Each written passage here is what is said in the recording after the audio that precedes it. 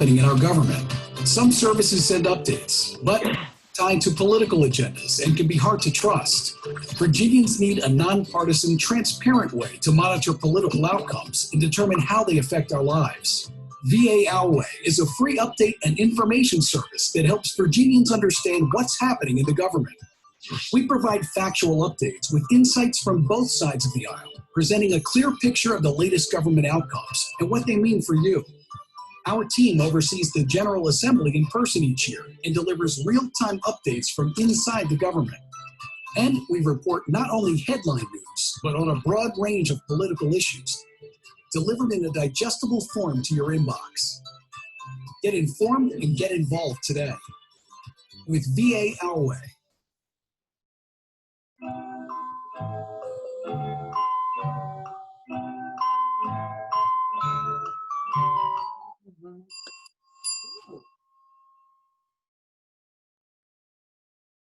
Oh, look at that. How many people got that answer? We'll see how many smart people we have in the room. All right. Or yours. Are we ready? Okay, welcome to day 2 of the Women's Summit Experience, brought to you by the letter X in the experience. And that represents the 10 issues we care about. And it's in the Women's Summit Declaration. And the X for exciting, for the issues like tonight's topic, the Coalition Conversation, Part 2, focus on climate and clean energy. Again, we have another jam-packed session. This session is hosted by the Virginia Grassroots Coalition. Network Nova is part of that, along with 40 other groups that participate. We will have that link in the chat so you learn about the coalition. You need to be part of that. We want to especially thank Dennis Orsinger, who's part of that coalition. She is the webmaster, and she also has been a great part of the summit this year, doing all the graphics. Thank you. And this session is moderated by Sharon Shutler. She's an awesome climate champion leader in the Virginia Grassroots Coalition. Sharon retired from the U.S. Department of Justice in 2016. Yay for you, Sharon, after a 31-year career with the federal government, working primarily in the field of environmental law and policy. And Sharon is the executive on the executive committee of the Indivisible Group, We Have Action, woo-fa. We know what that stands for, right? And if you're put that in the chat if you're part of that group. She founded and is co-chair of the Climate and Clean Energy Working Group. It's my pleasure to welcome my friend, Sharon, and get this started, girl. It's all yours. Thank you. It is so great to be here. I just want to thank this whole group has shown up, and I want to thank everybody who is participating on this marvelous panel. So I'm hoping, can we remove the slide from our panel, or should we keep this up while I introduce the panel?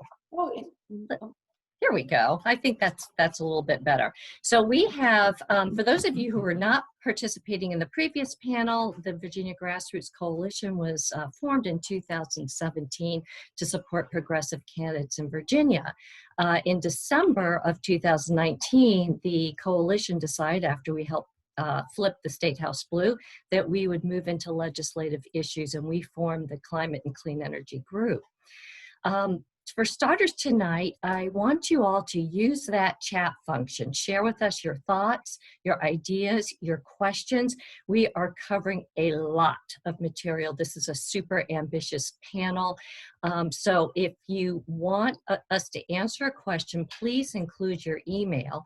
If we cannot get to the question at the end of this session, we will get to it as best we can over the next few days.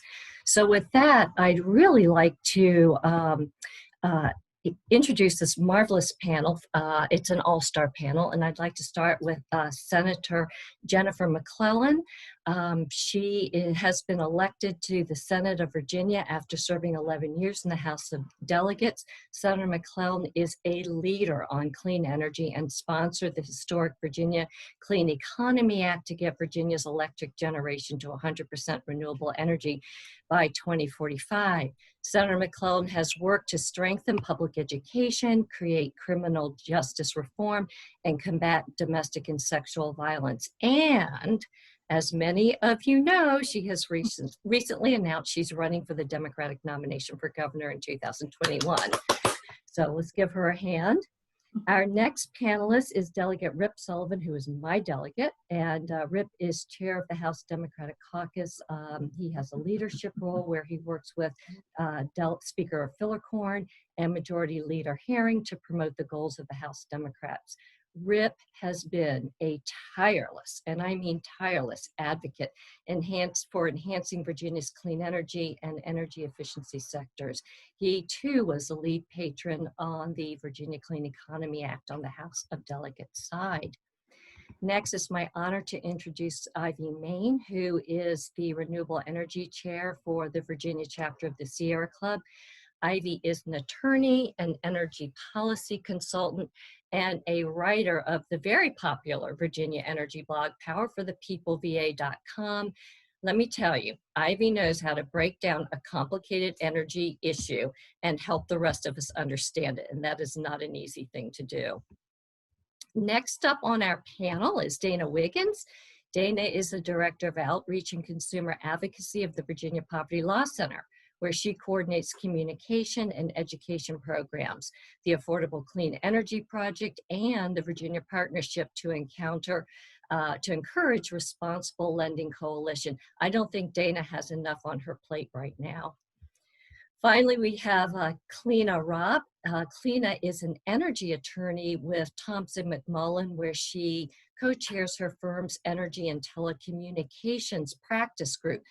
Cliona represents municipal, industrial, and commercial customers of electric and natural gas, many of which want truly clean energy. And as she likes to point out, her work is often adverse to the monopoly utility. So welcome to all of you. It's just a pleasure to be here with you. So I'd like to start with our first question. 2020 was a historic session for the climate and clean energy legislation agenda in Virginia. I'd like to know from you all what you believe to be the most significant accomplishments and why. And Senator McClellan, I'm hoping you will lead off for us. Well, thank you, Sharon, and everyone for joining us this evening. Just so many amazing things that happened this year. From just the makeup and the diversity of the General Assembly and the leadership to the really groundbreaking historic legislation, some of which we're going to talk about, the Clean Economy Act and the Solar Freedom Act and energy efficiency. And I want to take you back in time a little bit, just to highlight how significant this is. I was first elected to the House in 2005. I was on the Commerce and Labor Committee from the beginning, which handles a lot of energy regulation. I came in with Governor Kane. He had a very aggressive, for that time, energy policy and energy plan. I carried some legislation for him on that with some of my colleagues, and it went nowhere. And everything related to energy efficiency, renewable energy portfolio standards, you name it, smart meters, anything, it went nowhere because we were in the minority. And so we kept pushing, and with your help, when we took the majority this year, we thought, you know what, we're gonna make some progress. But in our wildest dreams, we hoped, but we weren't sure we would be able to get as far as we did with the Clean Economy Act, making Virginia the first state in the South and to have 100% clean energy standard. And we went from the back of the pack to one of the top 5 or 6 states in the country for clean energy and renewable energy and energy efficiency in one session. So that in and of itself, I think, is so historic. And you probably heard me say this before, but when that bill passed, I just wanted to jump out of my chair and say that the eagle has landed, because it was that significant. It was just like we had gone to the moon. So I'm gonna pick that as the most significant thing we did. Senator McClellan, I agree, that was a big one. Ripp, how about you? What would you like to recount as the most significant from your perspective? Well, thank you, Sharon. First off, it's great to be here. It's nice to virtually see so many friends in the audience, and I have to say it's a great honor to be sitting on this virtual stage with this incredible group of women. And thank you very much for allowing me to join you here. I think I want to piggyback a little bit on what Jennifer said. The arc of my time in the General Assembly, I've been, as you suggested in my introduction, Sharon, I've been pushing this kind of legislation since I got there in 2014. I've been introducing RPSs and EERSs since I got there. And it has been a tough slog, but I like to tell the story about, I remember like it was yesterday, the very first time I appeared in front of the Energy Subcommittee down there, and it was chaired at the time, of course, by Terry Kilgore. And I started to present an energy efficiency resource standard bill, and he leaned into the microphone and he said, "Delegate Sullivan, why should Dominion care whether the Kilgore children leave their lights on at night?" And I knew I was going to be in for a very long, actually very short hearing, and my bill, of course, died in about 12 seconds. But what a difference a few years make, and as Jen suggests, what a difference last year's election made, because now suddenly I'm chairing the Energy Committee or Subcommittee, and appearing in front of me is none other than Delegate Terry Kilgore, who has an energy efficiency bill he wants our subcommittee to approve. And I have to tell you, I've clipped the film so that I can keep it for posterity. It was a fun moment when I got to rib Delegate Kilgore a little bit about how the roles had changed and about the hard time he'd given me about energy efficiency way back in 2014. And he looked into the camera, and I have this on tape, and he said, "Well, I was wrong." So that was a particularly gratifying moment for me. More importantly, it was great to see the progress we've made, and now you've got members from both sides of the aisle that are interested in things like energy efficiency. I will say that there's another point I want to make about the importance of our taking the majority. Jennifer and I worked together on the VCEA and a couple of other things. So many other great bills passed, one of which I hope we get a chance to talk about tonight, that Delegate Suhas Subramanian got through, having to do with how to determine how to amortize costs of retirement of coal, and it allows the SCC rather than Dominion to do that. A bill that never would have gotten through last year.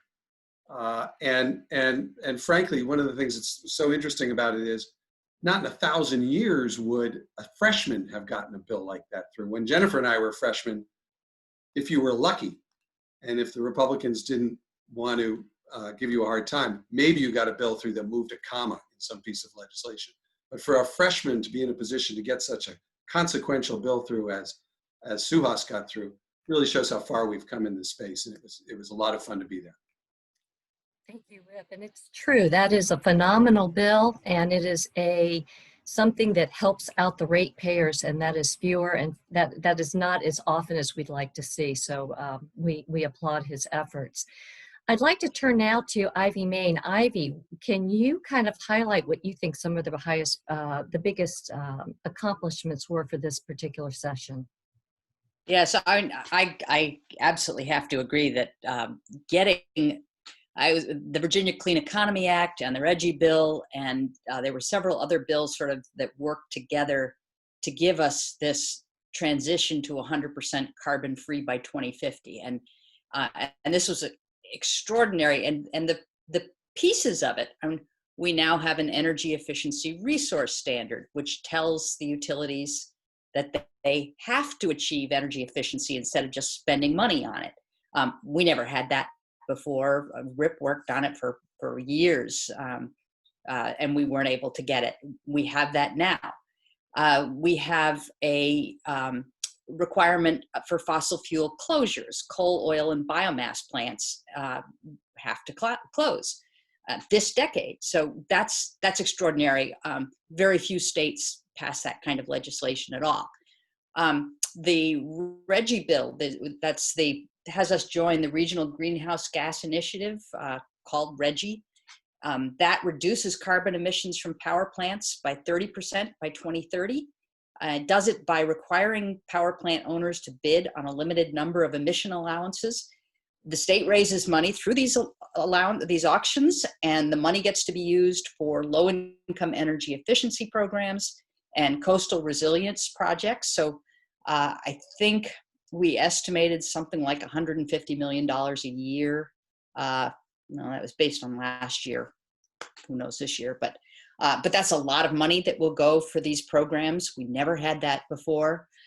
We've got a 2-year moratorium on new fossil fuel generation. So that's stopping a couple of Dominion gas plants in their tracks, and we'll see what happens after that. We've got a mandatory renewable portfolio standard. So it tells the utilities they must include renewable energy. And we've got renewable energy build outs. So we've got 5,200 megawatts of offshore wind, 16,000 megawatts of solar and onshore wind are all in the public interest, which helps the facilities get approved by the State Corporation Commission. And then Dominion and APCO have to propose wind and solar projects on a yearly basis. So, I mean, these are extraordinary things for us. And then finally, the solar freedom provisions of the VCEA and the separate solar freedom bill remove a bunch of existing policy barriers. We have been trying for years to get these. They were holding back private investment in distributed solar. So we're going to see a lot more rooftop solar on schools, solar on local government buildings and parking lots, churches, as well as, you know, taking away some of the barriers that are faced by homeowners. And then we've got a process for the administration to look further down and say, what else do we need to do? So it really was an extraordinary year and a lot accomplished.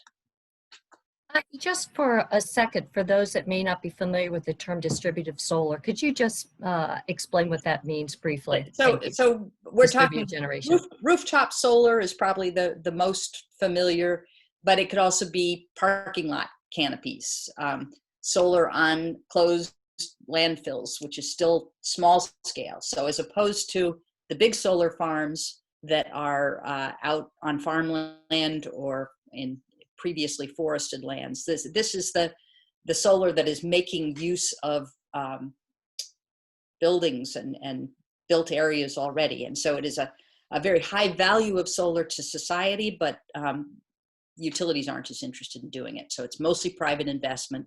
It's really the customers themselves putting in the facilities. Yes, I'm excited to have solar freedom pass. That was a lot of legislative barriers that were hurting municipalities and individuals from really pursuing solar. So let's move on to question 2, which I think will pique a lot of people's interest. In spite of the Democratic majority in both the House of Delegates and the Senate, not all climate and clean energy bills passed. And for even those that passed, it was not what you'd call smooth sailing. Why was this such a difficult and challenging process?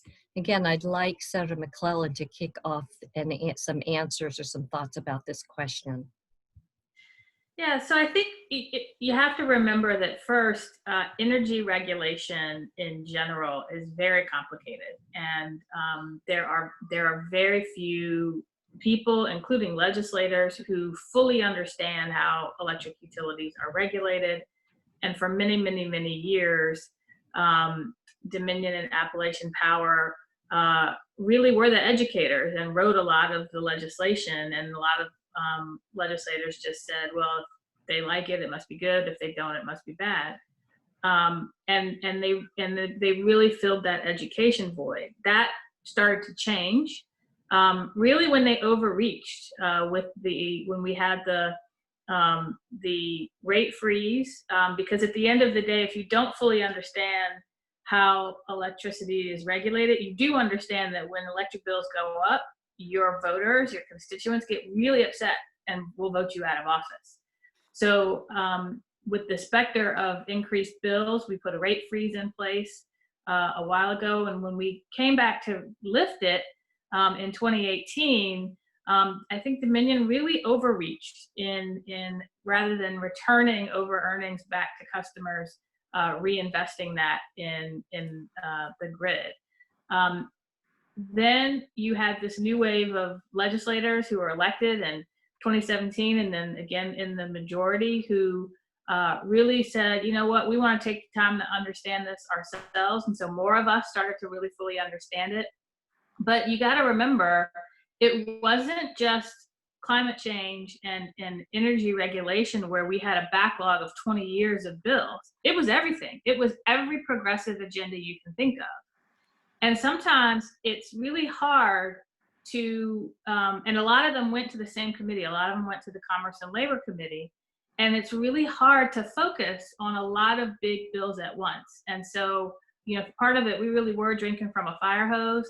Sometimes you get you get caught up on the immediate need rather than the farther out need. And it's not because, you know, climate change isn't important, but you know, if you think of the context of what's going on right now, you know, with police reform and criminal justice reform, sometimes, you know, the boot on your neck right now needs immediate attention.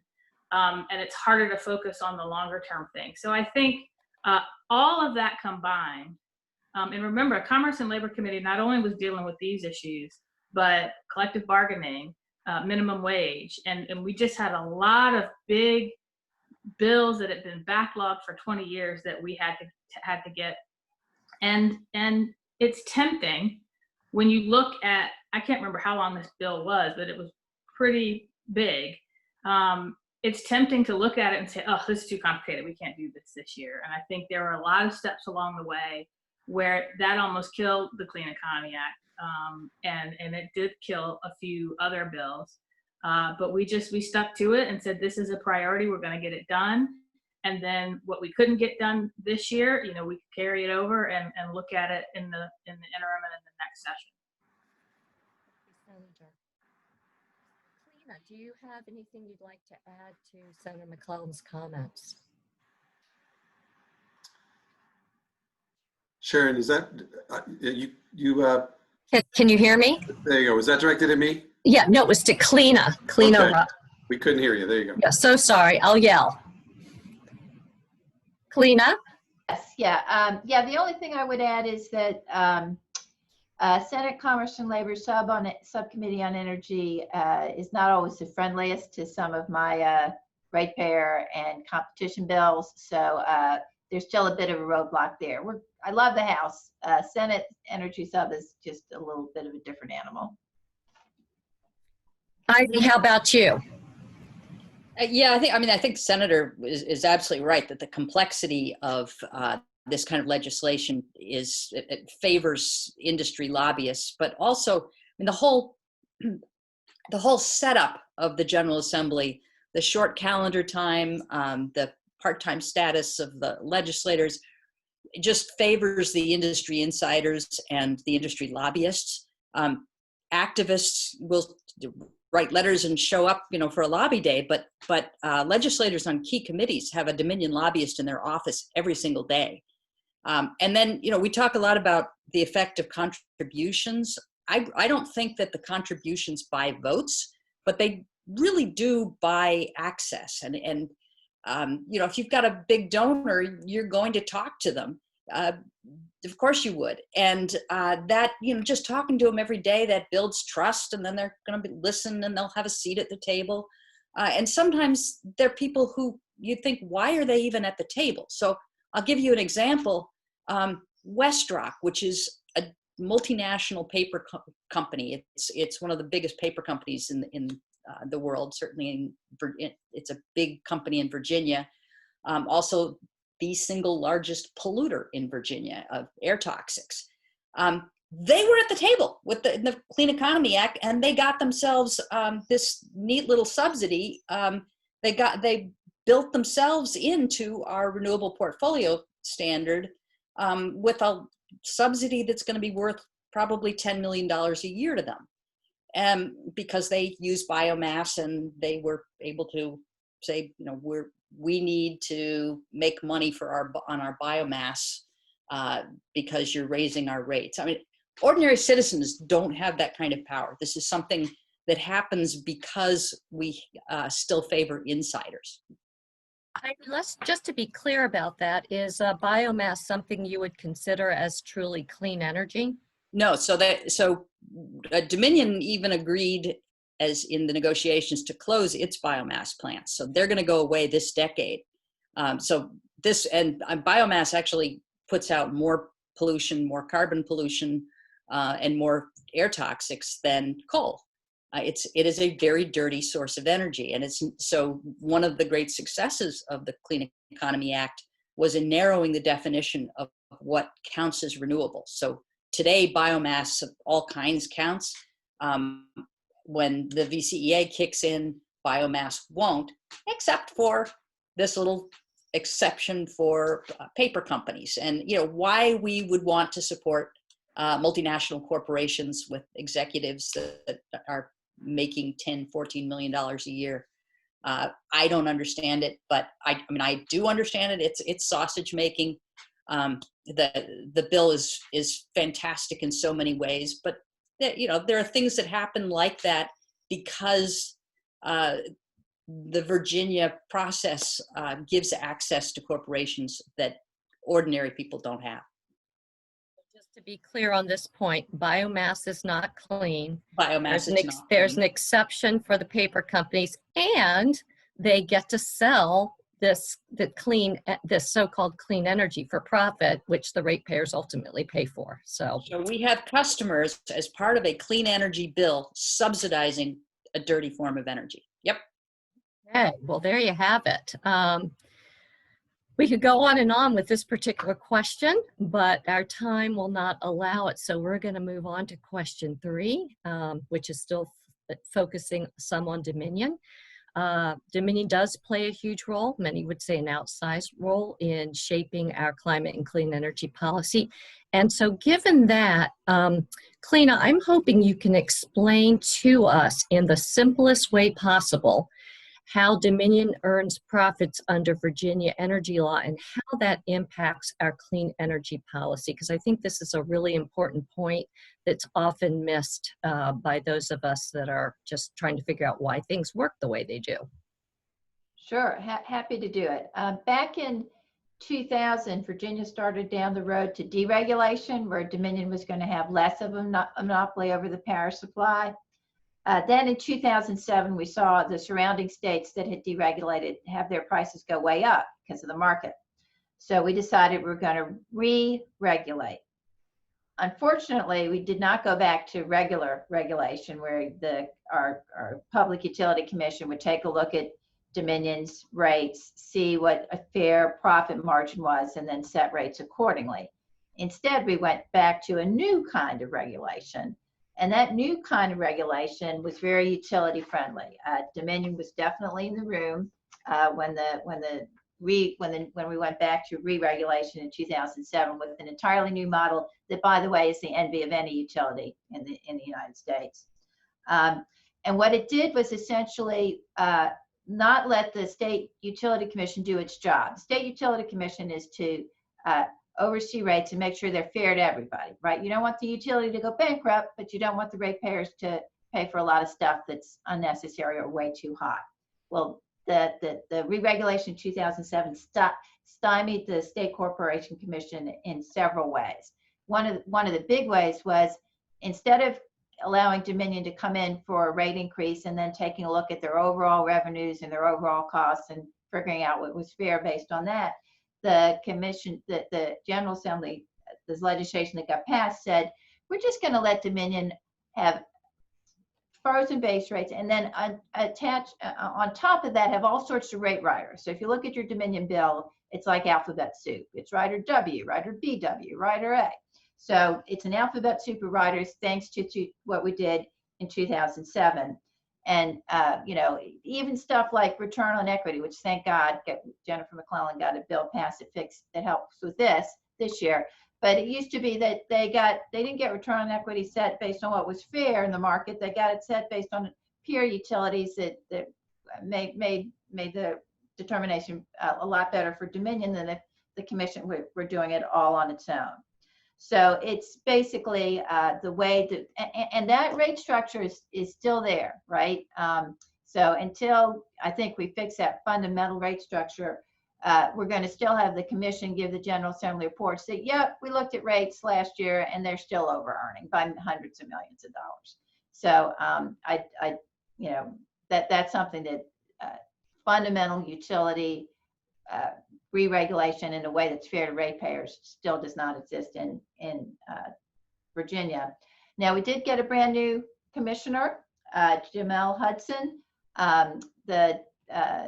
He was appointed by the governor, because there couldn't be agreement during the session, so the governor exercised his authority to appoint him. It's so lovely to have someone with actual energy experience appointed to the commission. Delighted to argue my cases now before someone who's familiar with the law that he's trying to interpret. So I have great hopes.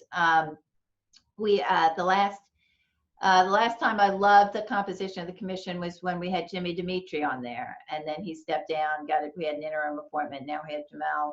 So I live in hopes that he will follow in Jimmy Dimitri's footsteps and give us all a fair hearing when because the statute, the 33-page Clean Energy Act economy is just the beginning. How it's implemented is going to make a big deal of difference, and so we really need a commissioner with fresh eyes in there. Thanks, Cliona. And Senator McClellan, did you want to add anything about the effects of the new SEC commissioner?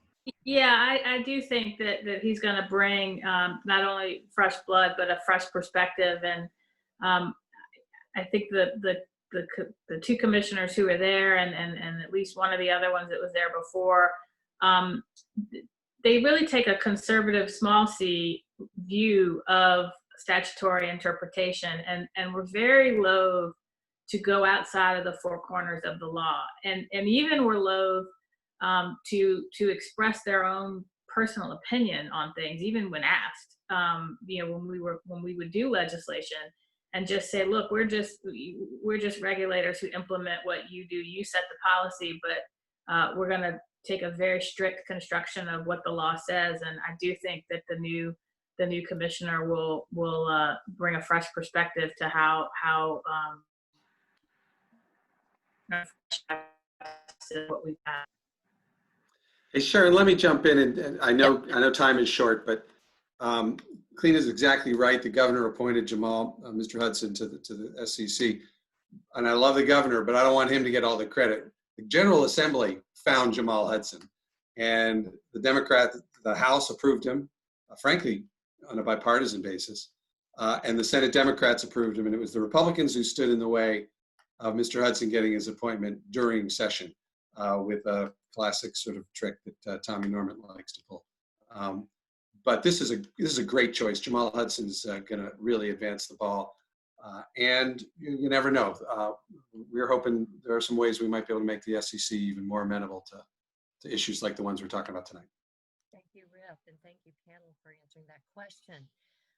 Let's talk about how these Dominion profits a little further. What does this mean in terms of utility bills that Virginians pay, and were there any laws that were passed to help address lowering energy bills? Dana, I'd like you to take a crack at this. Thank you. So one thing that I think we missed just before I go on is that the way, just to be very clear for everybody, the way that Dominion and any other investor-owned utility in Virginia, the way that they make money is by building things. They do not make money, contrary to popular belief, they do not make money by selling you electricity. They haven't made money that way since re-regulation, frankly. And so that is really one of the cornerstones of why things are the way that they are, and why they want to build the new gas plant, and why we have a lot of additions that allow them to build things.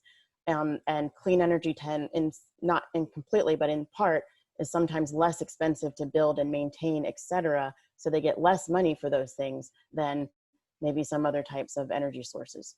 So at the end of the day, like, just to be very clear, so APCO and Dominion are most of our investor-owned utilities, they make money by building things, and they get to borrow money from the market, get us to pay all the interest. So that's a good foundation.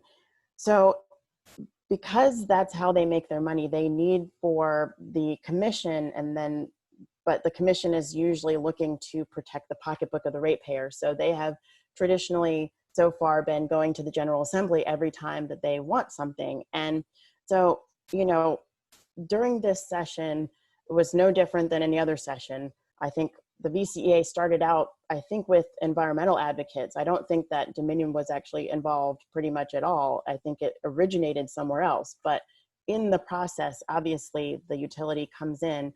And I think as far as protections and, you know, our bills in Virginia, our rates are, Dominion will say our rates are fairly low. Our base rate is fairly low compared to most other states, but our bills are some of the highest, or the 10th highest or so, or 12th highest, sorry, in the country. So, and there's this weird dichotomy. And part of it is that we're just in a place where we get both warm and cold, warm summers and cold winters. And that's part of this explanation. And we have old housing stock, but a lot of it is that we allow all of these riders that Cliona talked about to be passed on to consumers. And we pay for that as consumers in full. Dominion doesn't really take any part of that, in the sense that they don't, there's nothing from them that pays for those riders. It's directly from the utility customers. So from 2007 on, every cost that they incur is all 100% paid by the ratepayer, not at all by their shareholders. So just for example, Saturday, just 2 days ago, Dominion paid $750 million to its shareholders, while the rest of the country is, I don't know, maybe suffering.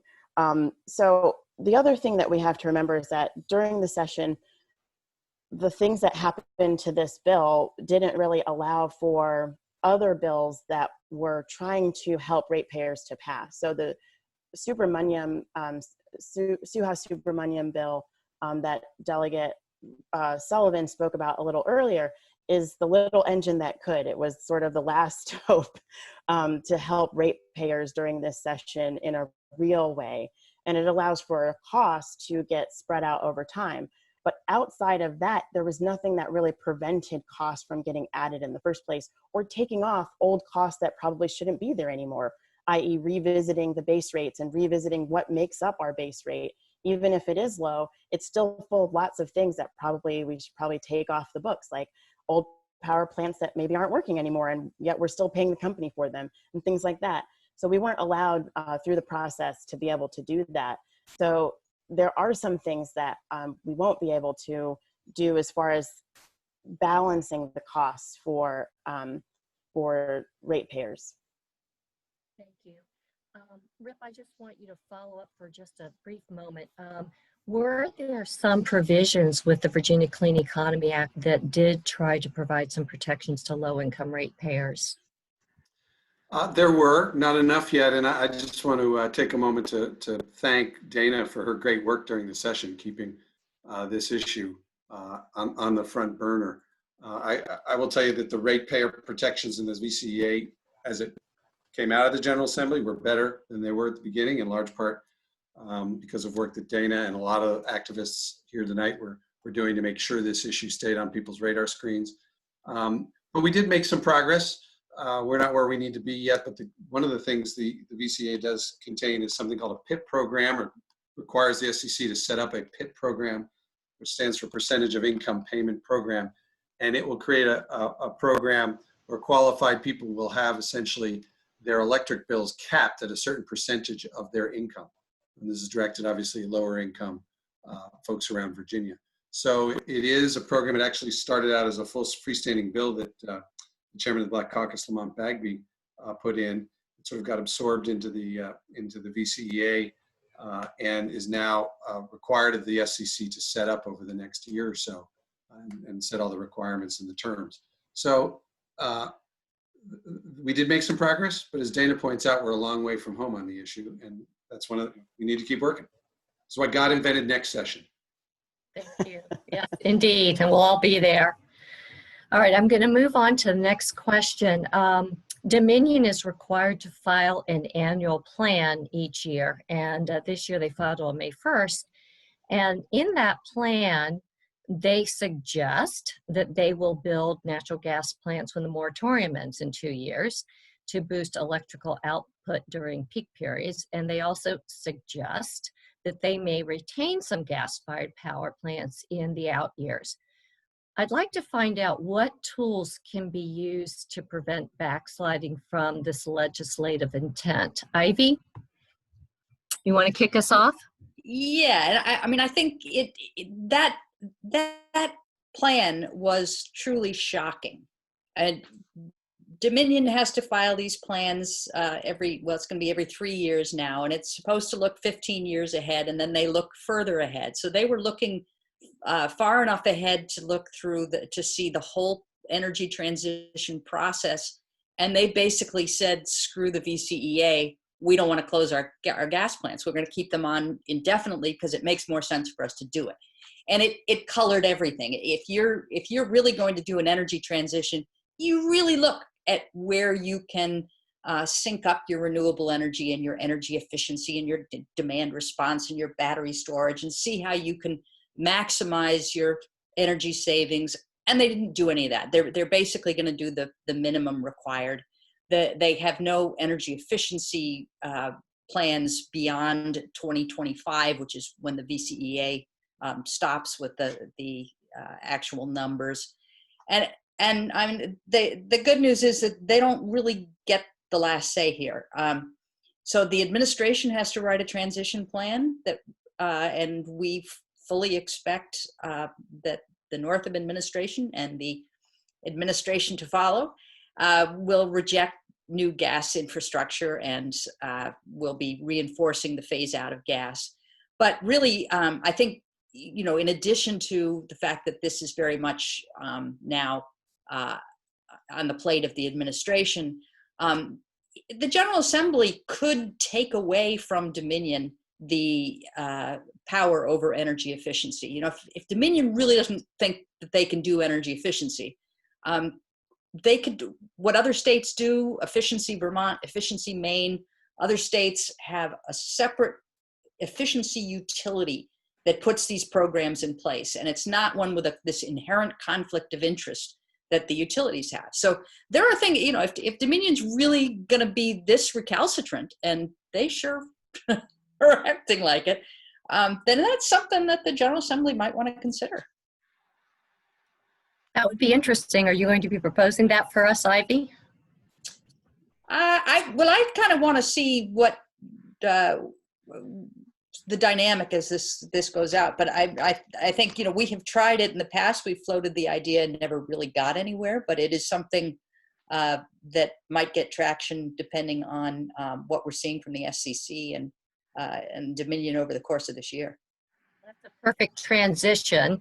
Cliona, since you are supportive of a strong SCC, could you briefly discuss, and brief is the watchword now, what tools you think the SCC could use to help prevent backsliding from the VCEA and RGGI and the other bills? Sure, and as a person that often goes up against Dominion in both the General Assembly and the SCC, I'm going to say I much prefer the SCC because it gives me a level playing field. The process is a lot more deliberative. It's a lot more transparent. With our new commissioner, you've got folks that are hearing you that understand the issues and have heard them a lot of times before. First of all, you get public hearings. So the public can file written comments, or they can come and tell the commissioners themselves what they think about it. There's also expert testimony. So you have big guns, like you have folks like the Southern Environmental Law Center hiring experts that go toe-to-toe with Dominion's experts. And there's plenty of time to figure out, what's what. We talked about lobbyists going to the General Assembly. Well, here you've got 3 commissioners hearing experts on both sides giving, you can do discovery, right? So if Dominion puts in testimony that's bogus, you get to ask them questions about them. You get to do cross-examination on the stand. So they don't get away with stuff in the commission setting the way they can get away with it in other settings.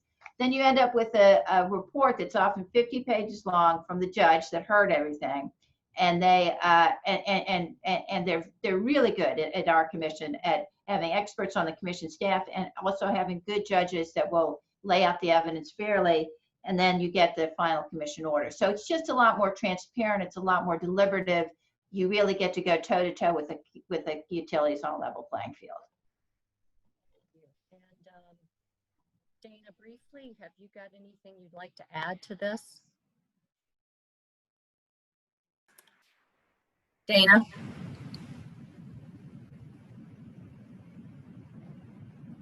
I don't know if she can. Sorry. Can you all hear me? Just a couple. Now we have you. Yep. Yeah, okay. Sorry, I just unmuted myself. Sorry. Okay. Just a couple points. I think as far as the IRP, BPLC has more recently, just in the last year, started intervening in this process. And as much as I do think it's important to participate, it is hard for the average citizen to do so. Mostly because you have to be an attorney to go before the commission. So the average citizen just doesn't get that chance for that kind of environment. But I do think it's important to note, as far as the IRP, is that those plans are about what they expect. And Dominion, except for the first year out of when we re-regulated, where their projection was actually accurate, every year since then, their projection has been wildly off base in terms of what they expect demand to be and what demand actually is. And so that is all to say that Ivy is very correct in that, they're pushing the gas power plant. They're pushing things that they probably obviously won't need, but they need to make money on building things. So they will push to build things and say that they have this high demand. And even though we are all using, and electrification is a lot more than it used to be, and everything is running on electric these days, everything is much more efficient than it used to be. Even if we're using much more electricity, everything that we're using is more efficient at how much electricity it uses, and that just continues. And so even though we are using more things, demand is is leveled off quite a bit, or it's not increasing at nearly the rate that Dominion claims. And so in their IRP, they're saying that they need to build the gas power plants just in case, even though we're part of the PJM system, and the whole point of being part of this grid network is to make sure that we have reliable energy. And Dominion's reliability is also one of the highest in the nation already, without any other grid improvements and without any other changes. To add extra reliability is just extra cost that they get to be repaid for with interest, about 10% interest, in fact, from all of the ratepayers. Thank you very much. And Rip, I'm going to let you get the last word in here. Thanks. I know you want it to be just a few words, so I'll be brief. Did you expect Dominion to roll over? No, I know Ivy was shocked. I have to say I really wasn't. I did not expect Dominion to roll over. They are not used to being on the short end of the stick in the General Assembly. There was a seat change last session, and I certainly hope it continues that way, which is a plug for upcoming elections. But I made a joke earlier about next session and why God invented next session. The General Assembly is watching. We have set this process in motion. It was an historic bill with a lot of teeth in it. And we can make the teeth even sharper, right? We will be watching. We'll be back next session, and the one after that, and the one after that. We've set us on a course for the next 20 or 30 years. And I know Ivy Main is not going to go away. And certainly, if God willing, the voters keep sending me back. And I don't know where the voters are going to send Jennifer McClellan, but I'm hoping she's going to be helping us in Richmond from some seat. We'll be keeping an eye on Dominion, and we will make sure that they comply with the new policies that the General Assembly's put in place. Dana, a quick question for you, in that there were several bills this past session that addressed environmental justice. Could you comment on the significance?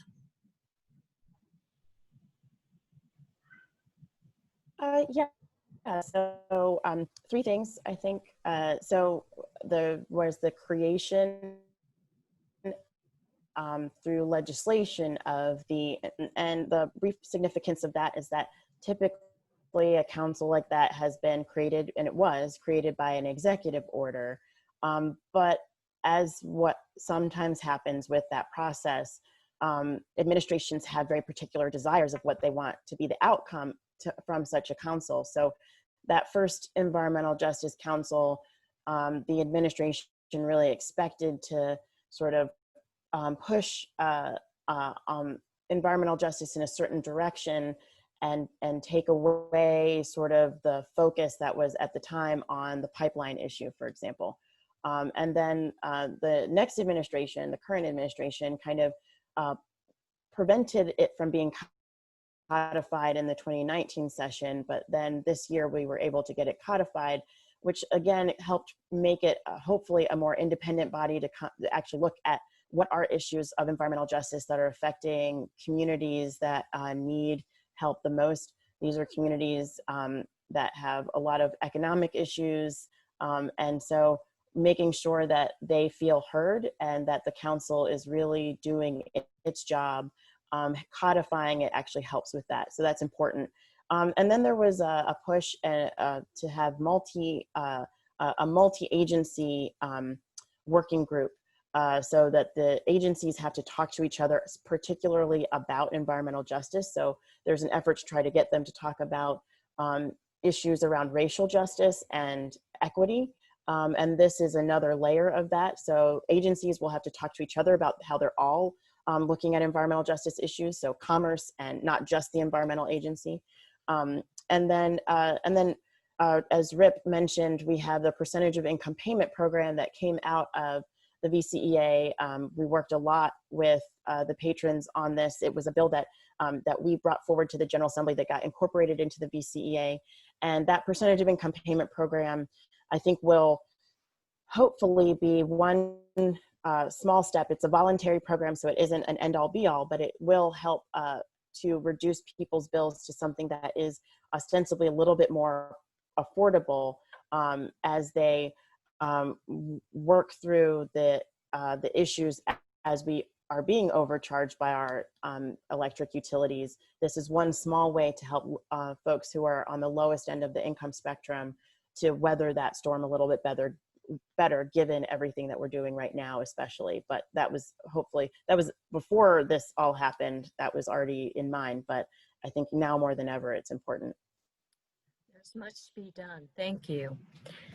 So 2020 was the first year the Virginia Grassroots Coalition weighed in on legislative issues, and we formed this Clean Energy Climate Working Group. And our members tried to meet with legislators. We spoke at town halls. We provided some testimony. We emailed, we called them on 16 different occasions to support bills such as the Virginia Clean Economy Act, Green New Deal, Solar Freedom. But we're new, we have a lot to learn, and we'd like to learn how we can improve for 2021 because we want to be better advocates in this really important area. Senator McClellan, I'd like to hear your advice to our coalition members, particularly this working group, as to how we can be more effective in this arena. Well, first of all, for your first year, you did an amazing job, so keep it up. And I think, for all of the donations that Dominion gives, at the end of the day, Dominion doesn't vote, you do. And so at the end of the day, all legislators want to hear from their voters. But there are a couple ways that you could be more effective. And I think coming in on the heels of a historic election, you didn't have a lot of time to get to us before session started, but you've got time now. I think it's important, and you probably saw this when you came, especially on the Senate side. Once session starts, we're drinking from a fire hose. I won't bore you with the details of my day, but I think for both Ripp and I, we start as early as 7 a.m. We go as late as 7 or 8. On the Senate side, there were days I literally was supposed to be 4 places at one time. And so if you're waiting to talk to us for the first time, coming for a lobby day or coming to make an appointment during session, you might not get us because we're running around in committees or presenting bills or on the floor or in caucus. But right now, you should be calling your legislator and talking about what you want us to know next session. We all have town hall meetings, we telephone, Zoom, whatever. Many of us have office hours. We all have email. So reach out now and educate us now. That way, when you show up during session, you're just refreshing our memory. You're not trying to educate us on your position or on a particular bill for the first time. And be patient with us. Again, during session, sometimes you may not get one of us directly, but our staff is excellent, and they keep us very well informed. So even if you can't get to a particular member directly, talk to their staff, and it is in many cases just as good as talking to us. I know for me, anything that I get from constituents goes in a folder with bill committee or on the floor, and so it's just really important to understand, use every method of communication you can, but also get to know the member you're trying to talk to. We are 140 individuals who are all different, just like you. So do a little research on us. Which ones of us prefer email? Which ones prefer in person? Which ones prefer telephone? Which ones view social media? And then tailor your message medium to us the way we usually get them. And you've each got one delegate and one senator, so become an expert on your representative, and then it'll be a lot easier to get to them in the quiet moments and in the really busy moments. Thank you, Senator McClellan. This is an issue we could go on for a full session on, but we won't for our time constraints. And with that, I'm going to move on to our final question, because I really want to hear from you and Ripp about what the outlook is for the 2021 session. What needs to be amended? Is there appetite for new climate and clean energy legislation? If so, what would that look like? Senator McClellan, let's start with you, and then we'll move to Ripp. I think we do have some cleanup to do. Unfortunately, we had intended to use the 30 days between and veto session to identify a cleanup or amendments that we needed, but when we adjourned, 5 minutes after we adjourned, the governor declared a state of emergency. And so we will be just looking at simple cleanup. And then, some of the things like on solar freedom, there are a couple of provisions we weren't able to get that we're going to try to get. And then I think since we're talking about climate in general, we focused mostly tonight on energy, but that's only one aspect of climate change. We need to focus on transportation and manufacturing as well. And so we're going to start looking at those pollutants and contributors to climate change too. We will look forward to that. We'll be picking your brain for ideas on which bills are going to be most feasible in that arena. Ripp, how about you? Well, I think Jennifer's exactly right. We all know, we've even talked about some of it tonight. We'll be looking again at the VCEA. I think constantly, as I said, it's a 20-year project. But there are other things that the VCEA doesn't go anywhere near, and neither frankly does RGGI or the Solar Freedom Bill. One of the issues that I'm looking at has to do with our commercial stock in Virginia. And we talk a lot about our residential bills being too high. Commercial energy usage, commercial office space in Virginia makes up over 50% of our energy usage. And we don't do enough in Virginia on energy efficiency in our commercial stock. I had a bill a couple of years ago to do something called benchmarking, which would have localities have a way of essentially keeping track of how efficient its commercial stock was. And 2 years ago, when we didn't have the votes, it didn't go anywhere. But I'm toying with bringing that bill back, that concept back, and see if we can make some progress on it, because in areas like transportation and our commercial stock, there's a long way to go to reduce our climate, our carbon footprint. So we had a great session, but we're not declaring victory. There's a lot still left to do, and we're looking forward to your help. Thank you. And Ivy, I know you'd like to have some fixes to the Virginia Clean Economy Act. Can you identify one or two of those for us? Yeah, well, as we talked about the paper company biomass, that's something we'd like to change. There's a little tiny carve out within the renewable portfolio standard for distributed generation. It is too small. I ran the numbers, and I think we have more distributed generation than that already, so it doesn't incentivize anything. It also, unfortunately, in addition to small solar and small wind, it allows pig waste to qualify. And Dominion has this deal with Smithfield Foods to use pig waste and create methane. And so I think I know how that carve out is going to use. So it'd be nice to change that. The Clean Economy Act applies only to Dominion and APCO, so it leaves out the electric cooperatives.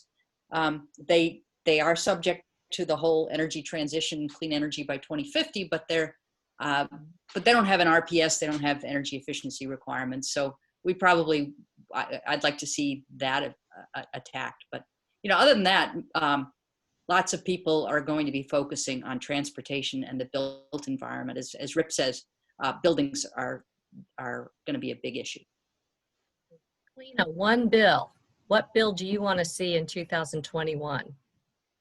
The Clean Energy Choice Act, it permits customers to buy renewables from independent providers. Dominion's got a proceeding before the commission where they're about to kill that. So I'd like to get the legislation changed so they can't kill clean energy choice. Right, we need choice. People should have some choice. And Dana, one bill for you, or one fix for you, what would you choose? So I think it would be fixing the dichotomy between the overcharging of consumers and the billion-dollar payouts to our electric utilities at the expense of ratepayers. Just making it fair, just making our pricing fair would be great. Thank you. Well, we've come to the end of our questions, our moderated questions for now, although gosh, we could go in so much deeper. And what I'd like to do is turn this over to Louisa for 5 to 7 minutes of Q&A. Louisa, have you been able to sort of scan the chats?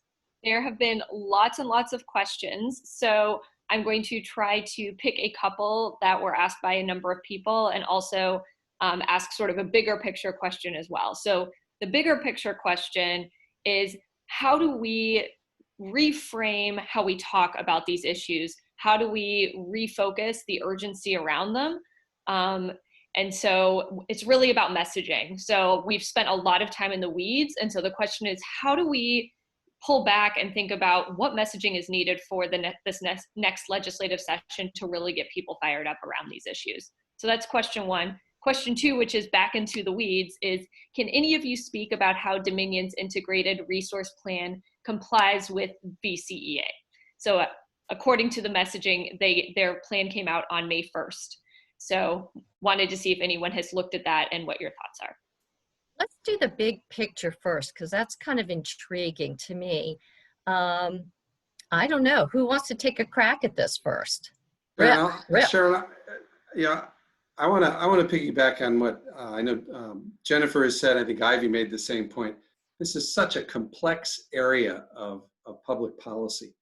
And one of the ways I put this is, the problem fits on a bumper sticker. We all understand that climate change is here, climate change is coming fast, and we need, the sense of urgency is obvious. So the problem's a bumper sticker. The solution, unfortunately, is an encyclopedia of issues. And I'm sort of the resident energy efficiency nerd in the General Assembly, but Jennifer made the point, there are an increasing number of groups like yours, and frankly, individual constituents who are making themselves expert in this area and coming to us with real solutions that get down in the weeds, because it's a weedy process. Now that we've sort of crossed this Rubicon and I think steered the ship, to mix my metaphors, in the right direction, there's still a lot to do, and we need people to come to Richmond or to talk to us before Richmond about some real weedy issues. And you folks have done a great job of getting people in place who really know what they're talking about. And it's just enormously helpful to someone like me who, we all have other jobs too, you got to remember. So it's important to have people who know what they're talking about come speak to us. I saw Catherine White's mention that if we could place this in dollars and cents, would that help reframe the issue so that people can understand it and care about it? I don't know if that's the right approach, but I'll just toss that out there. You know, I think I would say people do care about it, and the urgency to solve the problem is there. We heard it on the campaign trail. We hear it every day. We feel it ourselves, and I think particularly from Gen Z, who is not shy about letting their fierce sense of urgency be known. But let me take it back to my going to the moon analogy. This is a long-term fix. It is very difficult to go from about 60% of Dominion's energy being produced from natural gas to zero overnight. Just like going to the moon was about a 10-year, a little less than a 10-year proposition. And all along the way, you set a bold goal, and all along the way, you have to assume technology that doesn't quite exist, but you have to pivot to keep your eye on the prize and the end goal. And I think avoid getting in the weeds as much as possible and stay at the big picture level. And I think what we have to constantly ask ourselves with the Clean Economy Act, when asked, does this go far enough? We have to take a step back and say, is this better than status quo? And does this set us on the path? And I think for me, any electric regulation bill, I always use the following touchstone. If I can look my constituents in the eye and honestly say, this is better than status quo, it may not go as far as we want, but it's better than status quo, and I'm going to do this now and keep pushing, then I'm going to vote yes. And if I can't, I'm going to vote no. And so sometimes I think we just need to keep asking ourselves, keep a bold, broad vision, but at various points along the way, ask yourself, am I making progress? Am I making progress? Am I making progress? Keep pushing. Thank you. And then very quickly, Ivy, do you want to address the regulatory question about is the IRP in compliance with the VCEA? If you can just keep it to a minute, that would be great. Ivy? Here we go. Sorry. I've been having some technical difficulties on my end. Did you want me to talk? I thought. Yeah. No, the issue of the regulatory compliance, does the IRP comply with the VCEA? I was just going to see if you could respond in a minute to that. Yeah. So it proposes the bare minimum that is required for the VCEA in the next 15 years, but it doesn't lay out a program that works throughout the transition. And Dominion didn't need to show all its cards here, and it did. It told us that it had no intention of doing what the VCEA envisions. And that's, so, you know, if I were the SEC, I'd say go back to the drawing board, show us something that's actually on the way to 100% clean energy. Thank you. Well, with that, what I'd like to do is just take a second to wrap up and also thank my panel. There are some key themes I heard, actually lots of stuff. We couldn't have gotten there. We couldn't have gotten what we got without having a Democratic General Assembly and executive branch. That's going to be critical to making any progress on clean energy and climate in Virginia. So thank you to the grassroots and for everybody who helped get these Democrats in power. We did have a major session. It was historic, including VCEA, RGGI, Solar Freedom, Suhas's bill. But these accomplishments must be understood against a backdrop in which there is a short legislative session. These are complicated issues.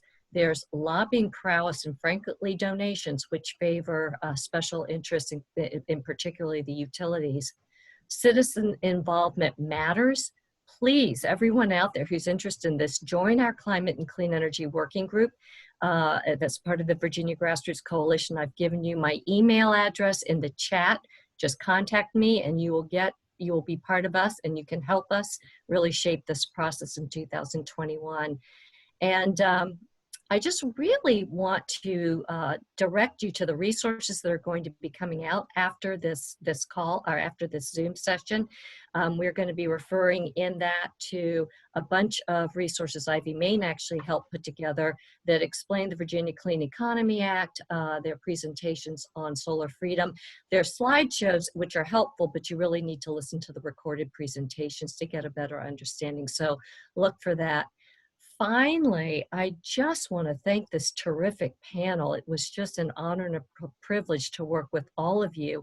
And we've really just been able to scratch the tip of the, I was going to say, scratch the tip of the iceberg. I guess, Rip, I'm with you. I'm kind of mixing some crazy metaphors tonight. But anyhow, thanks everyone. And with that, I'm going to segue back to Network Nova. Awesome. Stay with us till the end, as we like to say. Take it away, Stair. Thank you. Thank you so much, Sharon. That was so informative. Everyone has got such great comments over here. And thank you to the panelists for coming. And thank you to everyone who is in the room tonight. So we'll just keep going at this. There will be a video available of this. There will be a summit recap of this. And be sure that you set your clocks for tomorrow. So that's going to be the primary day power lunch, politics of voting with Neera Tandem, and Gabby Goldstein from Sister District. Because it's all about the vote, right, Stair? Yeah, because it's all about the vote, because our primaries. So, okay, so good night. There will be a video coming after this. Enjoy the video. Stay safe, stay strong, stay together. Winning is the only option in 2020. And buy swag. Thank you.